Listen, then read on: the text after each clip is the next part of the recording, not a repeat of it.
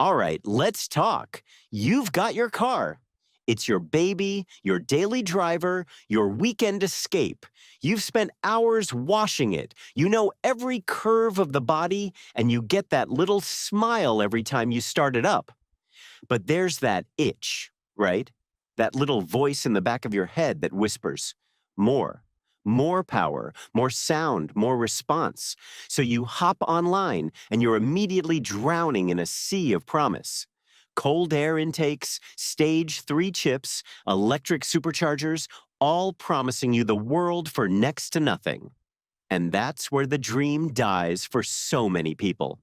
Because the hard truth is, 90% of the engine modifications out there are absolute grade A garbage. They're snake oil sold in a shiny box designed to separate you from your hard-earned cash and in the worst cases, turn your beloved engine into a boat anchor. I want you to picture this. There's a guy, let's call him Kevin. Kevin loves his Honda Civic. It's clean, it's reliable, but he wants to wake it up a bit. He sees a forum post about a $40 USB dongle that promises to remap his ECU for an instant 50 horsepower. 50 horses for the price of a couple of pizzas. It sounds too good to be true. His heart's pounding with excitement as he plugs it into his OBD 2-port.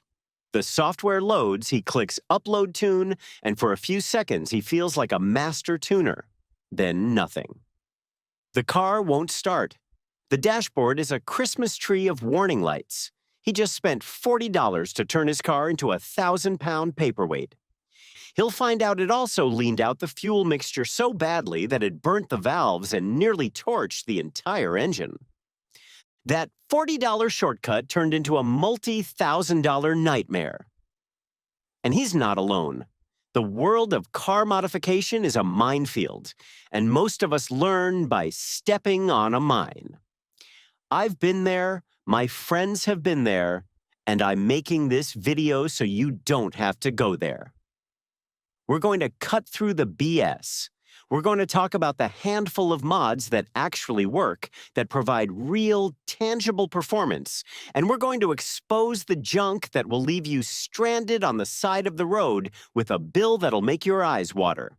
Because according to a 2024 report from the National Automobile Dealers Association, the average cost of a catastrophic engine failure, the kind that comes from a bad tune or a cheap turbo, is now over $9,500.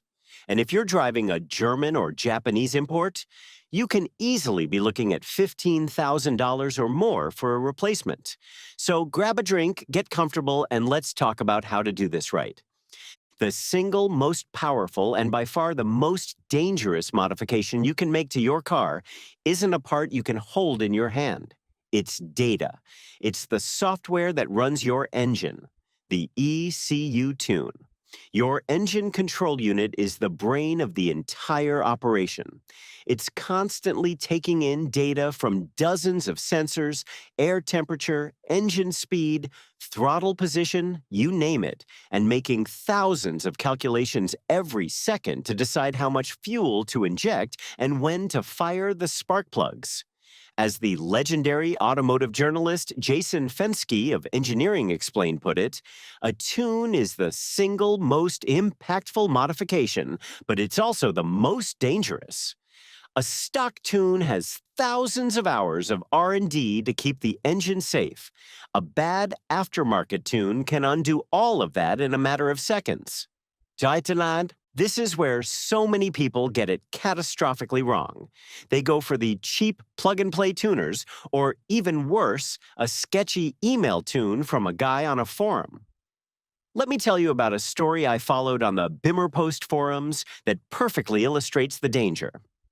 There was a guy with a beautiful BMW 335i.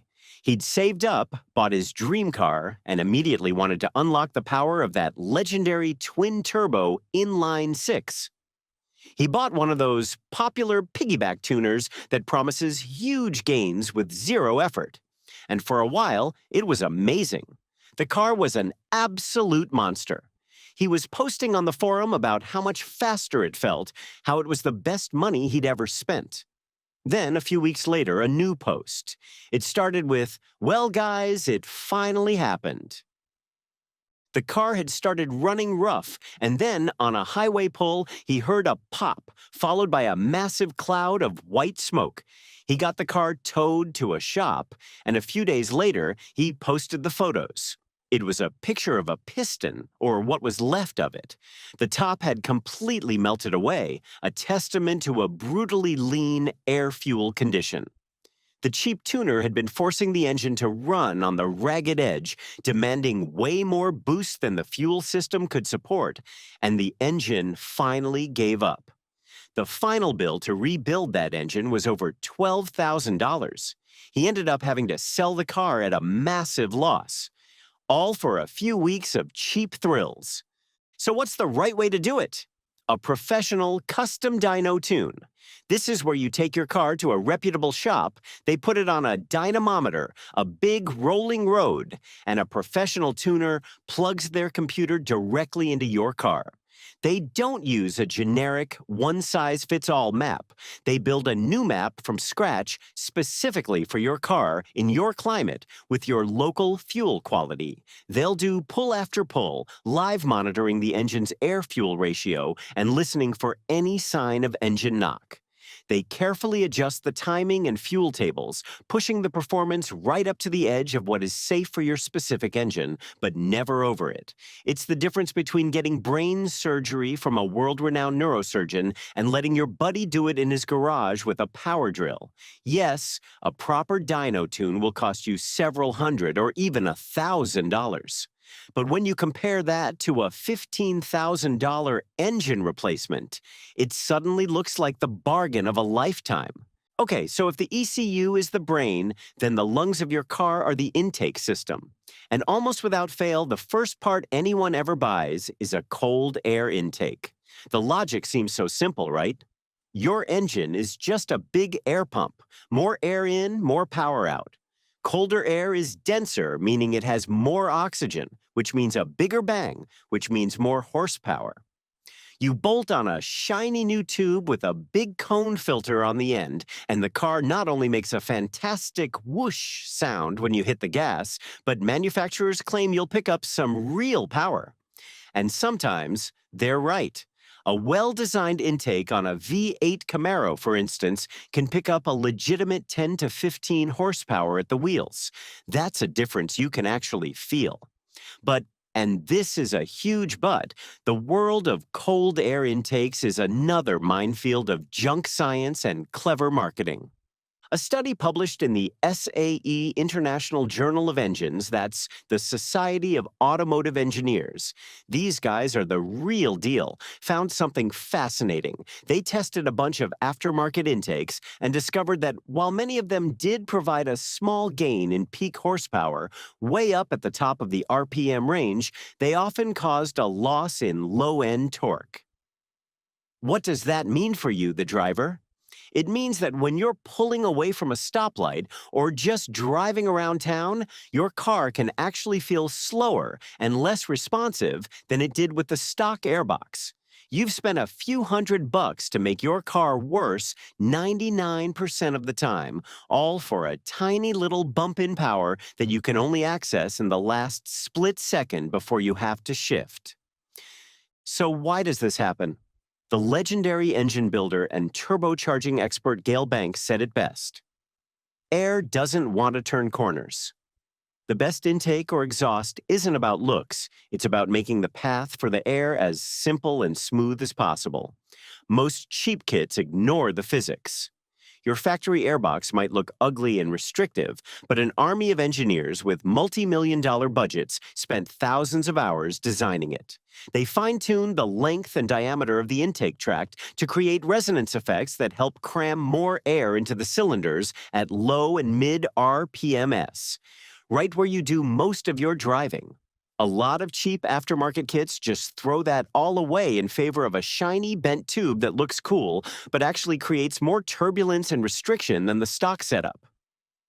And there's an even bigger, more terrifying danger with cheap intakes: the filter itself. Those unbranded, no-name filters are often made from low-grade cotton gauze or foam. Over time, with heat cycles and vibration, that material can start to break down. It can tear, and little pieces of the filter media get sucked straight into your engine. If you have a naturally aspirated engine, that's bad. If you have a turbocharger, it's catastrophic. The turbine inside your turbo spins at over 100,000 RPM. Sucking in even a small piece of filter material is like throwing a rock into a jet engine. It will instantly destroy the delicate turbine blades, sending a shower of metal shrapnel through your intercooler and directly into your combustion chambers. You've just turned a $300 mod into a $10,000 engine and turbo replacement. A good intake from a reputable brand paired with a high-quality filter and crucially an ECU tune to recalibrate for the new airflow can be a great mod. But a cheap one is just an expensive-looking grenade waiting to go off under your hood. Let's go deeper into the engine. If the ECU is the brain and the intake is the lungs, then the camshaft is the very heart of the engine, dictating its rhythm and personality. For those who aren't familiar, the camshaft is a spinning rod with egg-shaped lobes on it.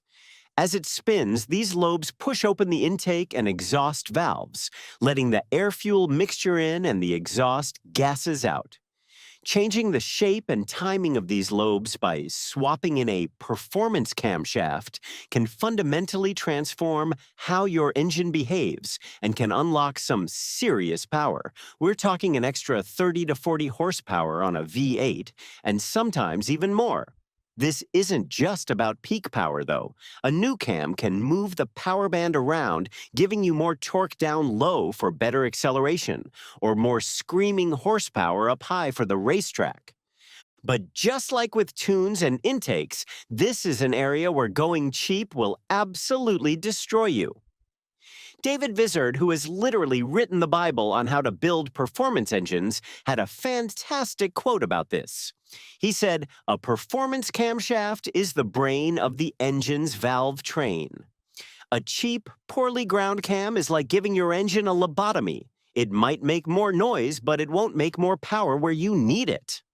A quality camshaft from a company like Comp Cams or Brian Tooley Racing is a piece of precision engineering. The lobes are ground to incredibly tight tolerances, the shape is perfected through countless hours of testing, and the metal is hardened to withstand millions upon millions of cycles. A cheap, knockoff camshaft is a disaster. The lobes might be ground inconsistently, causing some cylinders to run differently than others. The base metal could be soft, leading to the lobes wearing down prematurely and sending metal shavings throughout your entire engine, destroying bearings and clogging oil passages. Installing a cam is also not a simple bolt-on job. It's an invasive surgery. You're deep in the guts of the engine, and if you mess up the timing, you can cause the pistons to smash into the valves, effectively turning your engine into a pile of scrap metal in a single, horrifying crunch. Choosing the right cam is also a science. A super aggressive race cam might sound amazing at idle with that choppy, lumpy thump thump thump that everyone loves. But it can make the car an absolute nightmare to drive on the street. It can kill your low-end power, make the car stall at stoplights, and get terrible gas mileage. The right cam is a compromise, a balance that fits your car and your driving style. It's a mod that requires serious research and, ideally, a conversation with an expert who can help you pick the right grind for your goals. When it's done right, a new camshaft can feel like a whole new engine. When it's done wrong, it's one of the fastest ways to kill one. So far, we've been talking about adding power, but what about protecting the power you already have? This next mod doesn't add a single horsepower. It won't make your car sound cooler, and no one will ever see it. Oil catch can. It's basically a little can with some filters inside that you plumb into your engine's crankcase ventilation system. Sounds boring, right? Well, let me tell you why it's your engine's life insurance policy. In any engine, a tiny amount of combustion gases blow by the piston rings and into the crankcase where the oil lives. This is normal. To prevent pressure from building up, engines have a PCV, or positive crankcase ventilation system, that sucks these gases out of the crankcase and routes them back into the intake manifold to be burned off. The problem is, these gases are full of oil vapor and unburnt fuel.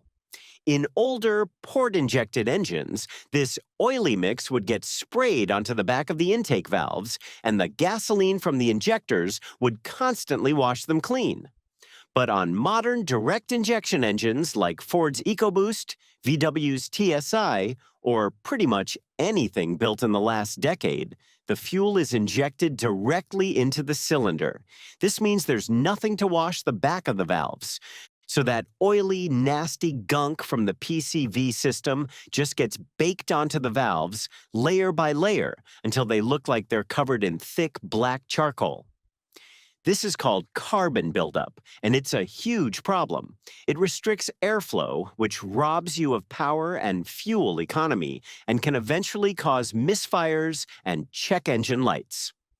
Having a dealership perform an intake valve carbon cleaning service, which involves blasting the valves with crushed walnut shells, is a common maintenance item that costs anywhere from $600 to $1,000. This is where the humble catch comes in. It sits between the crankcase and the intake manifold, and as the name implies, it catches that oily vapor.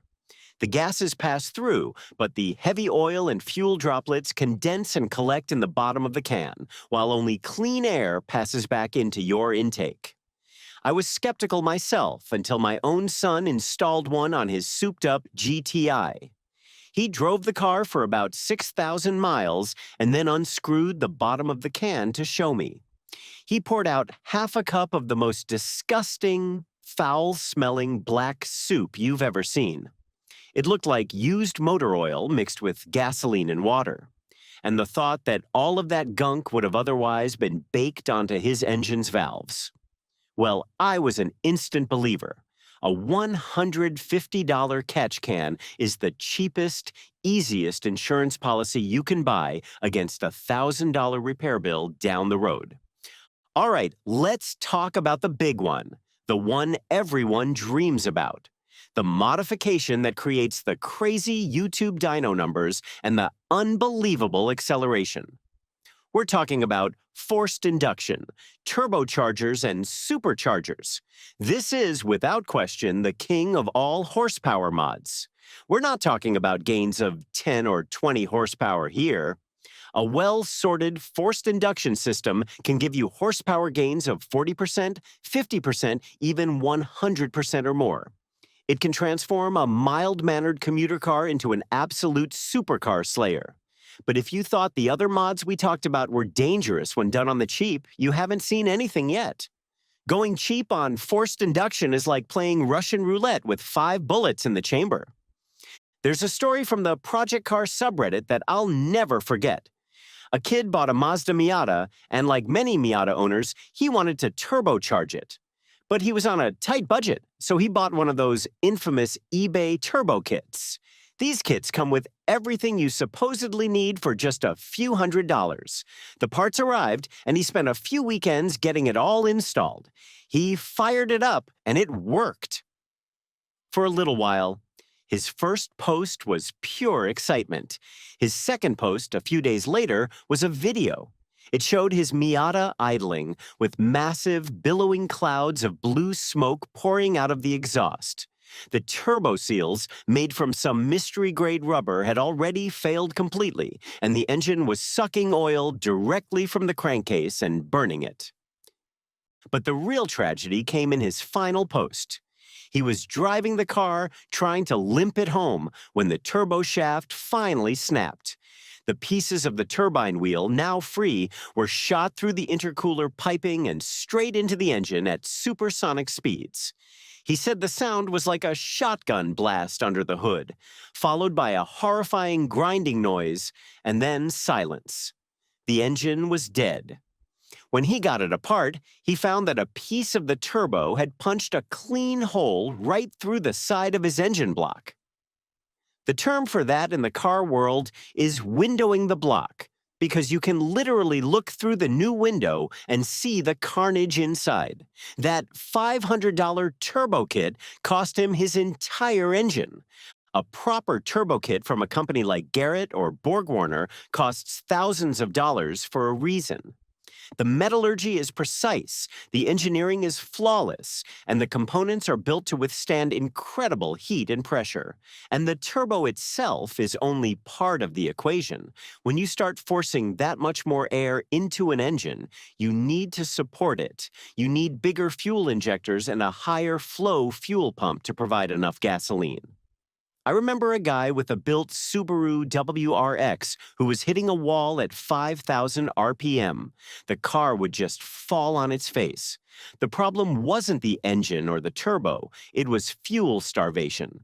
A set of ID 1000 injectors and a Walbro 255 fuel pump completely solved it, unlocking the engine's true potential.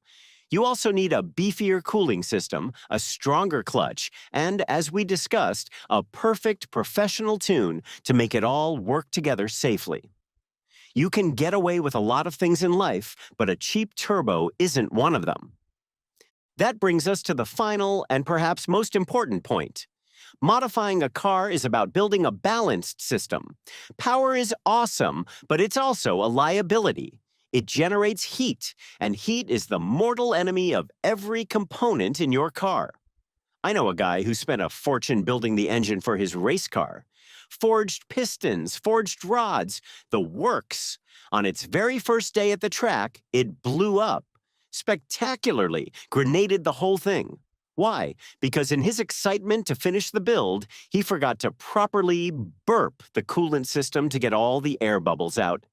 An air pocket got trapped, the engine overheated, and all that time and money went up in a cloud of steam.